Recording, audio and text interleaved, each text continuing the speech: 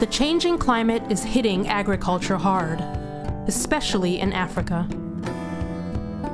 It brings droughts and floods, pests and diseases. It means poorer crops, less food, and lower incomes. Climate change also accelerates land degradation. 2/3 of the world's poor depend on the land, and their livelihoods are at risk. This season we did plant, thinking that the rain will come in time. But to our surprise, the rain came very late, and you will find even our harvest is gone now to 40% only. To feed 9 billion people in 2050, global food production needs to increase by 70%. Here in 1975, these hills were covered with trees, and we used to have rain almost every single day of the year. And then people started cutting down trees for charcoal and firewood, and the forest has disappeared. And we do not have those rains anymore. Climate change has become a reality. But what if there was a way to grow crops and manage land with higher yields based on climate-resilient systems while storing carbon in plants and the soil at the same time? Well, there is. It's climate-smart agriculture. Examples of climate-smart agriculture at work?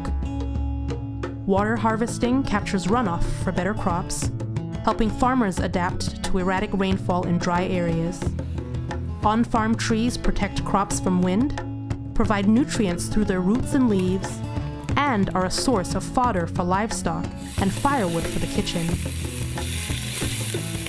Coriander is a fodder legume, and I have it a lot planted all over my farm as a soil conservation device.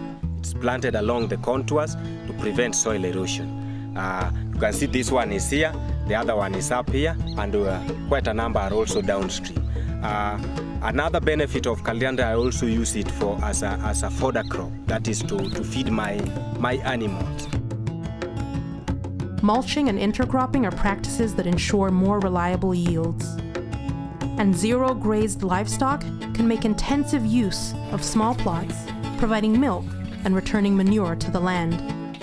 The manure helps retain the moisture in the soil. So when we get little rain, the underground now has moisture. On sloping land, terraces hold soil, water, and nutrients in place, helping to stabilize production.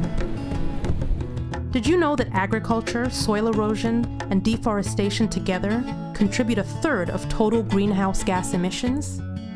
Well, climate-smart agriculture brings yet another benefit, because healthy farmland captures carbon in vegetation and in the soil as well.